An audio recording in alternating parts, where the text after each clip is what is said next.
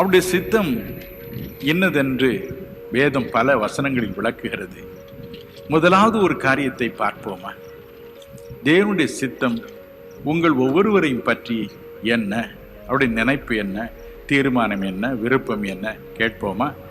எபேசியர் 1:6, எபேசியர் 1:12 இந்த 2 வசனங்களை வாசிக்க கேட்போம்.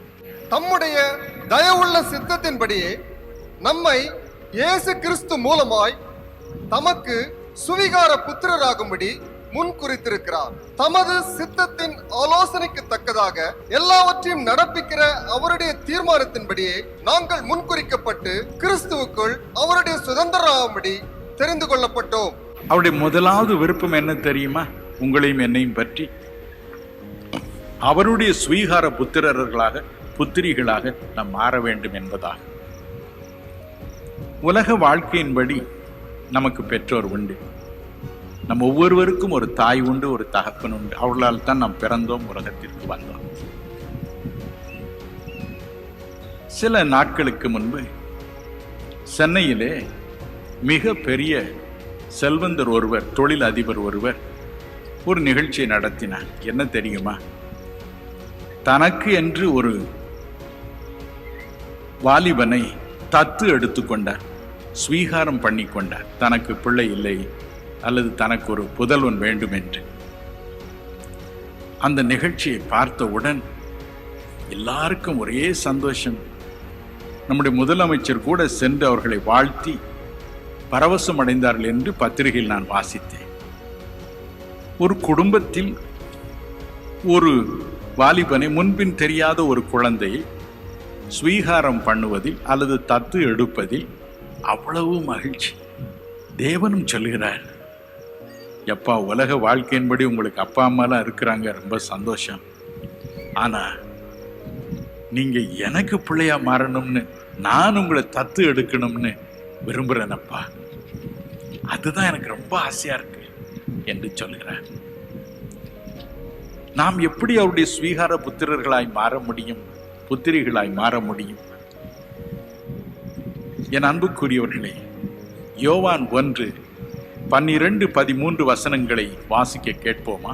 அவருடைய நாமத்தின் மேல் விசுவாசம் உள்ளவர்களாய் அவரை ஏற்றுக்கொண்டவர்கள் எத்தனை பேர்களோ அத்தனை பேர்களும் தேவனுடைய பிள்ளைகளாகும்படி அவர்களுக்கு அதிகாரம் கொடுத்தார். அவர்கள் இரத்தத்தினாலாவது மாம்ச சித்தத்தினாலாவது புருஷனுடைய சித்தத்தினாலாவது பிறவாமல் தேவனாலே பிறந்தவர்கள். தேவனாலே பிறந்தவர்கள். எந்த ஒரு மனிதனும் எந்த ஒரு பெண்ணும் நீங்கள் ஒவ்வொரு நாள் மாலையிலும் செய்கிறது போல முன்னே வந்து அல்லது இருக்கும் இடத்தில் எழுந்து நின்று, தேவனே, நான் பாவியான பெண், பாவியான வாலிபன், பாவியான மனுஷன், பாவியான மனுஷி, என் பாவங்களை மன்னித்தருளும், என்னை உம்முடைய பிள்ளையாக ஏற்றுக்கொள்ளும் என்று கேட்கும் பொழுது, கேட்கும் ஒவ்வொருவரும் தன்னுடைய பிள்ளைகளாகும்படிக்கு அவளுக்கு அதிகாரம் கொடுக்கிறாரா?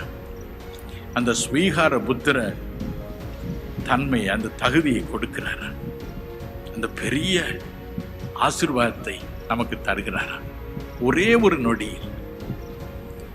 ஆகவே உலக வாழ்க்கையில் நான் சொன்ன அந்த செல்வந்தருடைய வீட்டில் ஒரு வாலிபனை அவள் தத்து எடுத்த பொழுது எப்படி சந்தோஷம் உண்டாயிற்றோ, அதுபோல வானுலகிலும் விண்ணுலகிலும் பரலோகத்திலும் கூட மிகுந்த சந்தோஷம் உண்டென்று லூக்கா 15:7-10 வசனங்கள் கூறுகின்றன.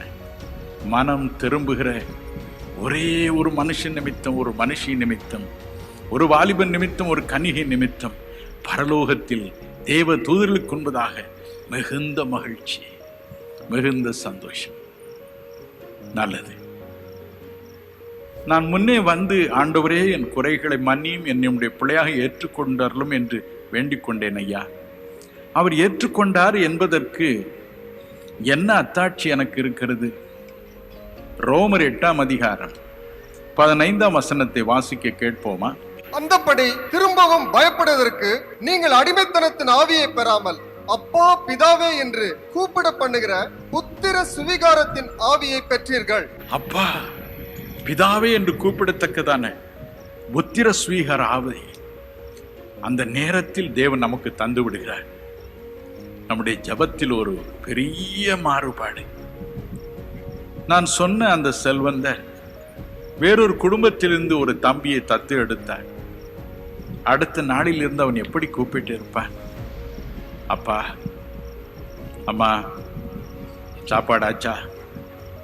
அவளுக்கு எப்படி இருந்திருக்கும்? அவனையும் அறியாமல் இந்த நிகழ்ச்சியின் மூலம் அந்த புத்திர ஸ்வீகார ஆவி அவனுக்குள் வந்துவிட்டது. நம்முடைய வாழ்விலும் அப்படித்தான். அதைவிட பெரிய காரியம் ஒன்றை பாருங்கள்.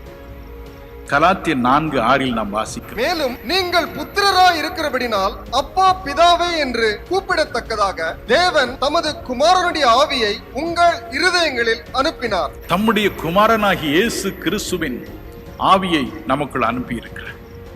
இயேசு கிறிஸ்துவை பாருங்கள், எல்லா சூழ்நிலைகளிலும் தன் பிதாவை உரிமையோடு கூப்பிட்டார். லாசருவின் கல்லறைக்கு முன்பதாக நின்றார், பிதாவே என்று கூப்பிட்டார். லூக்கா 23:34 சொல்கிறது, சிலுவையில் அவரை அடித்தவுடன் முதலாவது பிதாவே என்று கூப்பிட்டார். இறுதியில் லூக்கா 23:46 சொல்கிறது போல தன் ஜீவனை விடும் பொழுதும் பிதாவே என்று கூப்பிட்டு விட்டார். உரிமையோடு தேவனை கூப்பிட்டார். கிறிஸ்து எப்படி காணக்கூடாத இறைவனை பிதாவே என்று உரிமையோடு அழைத்தாரோ அதே உரிமையை என் அன்பு சகோதர சகோதரிகளை உங்களுக்கும் தெரியாமல் தேவன் கொடுத்து வைத்திருக்கிறார். இனி நீங்கள் ஜெபம் பண்ணி பாருங்கள், உங்கள் ஜெபம் எப்படி இருக்கிறது பாருங்கள். உரிமையோடு நீங்கள் ஜெபிப்பீர்கள், கிறிஸ்துவை போல ஜெபிப்பீர்கள். ஒரு தடவை எங்கள் வீட்டிற்கு ஒரு குடும்பத்தினர் வந்திருந்தார்கள். அதிலே ஒரு சிறுவன், பள்ளிக்கூடத்தில் படிக்கும் ஒரு பையனும் இருந்தான். நாங்கள் சாப்பிடும் பொழுது மேஜையில் எல்லா சாப்பாட்டையும் வைத்து முதலாவது ஜெபம் செய்து பிறகு சாப்பிடுவோம். நான் அந்த பையனை பார்த்து, தம்பி, நீ ஜெபம் பண்ணுப்பா என்று சொன்னேன். எல்லாரும் கண்ணை மூடி தலையை கவிழ்த்து கொண்டோம். சத்தத்தையே காணும். திரும்பி அந்த பையனுடைய அப்பா சொன்னார், டேய், ஜெபம் பண்றான். எப்படி ஜெபம் பண்ணான் தெரியுமா? கடவுளே அப்படின்னா. அது பிறகு சத்தத்தையே காணும். திரும்பியும் சொன்ன, ஜெபம் பண்றேன், கடவுளே இந்த ஆகாரத்தை ஆசீர்வதி, ஆமென்.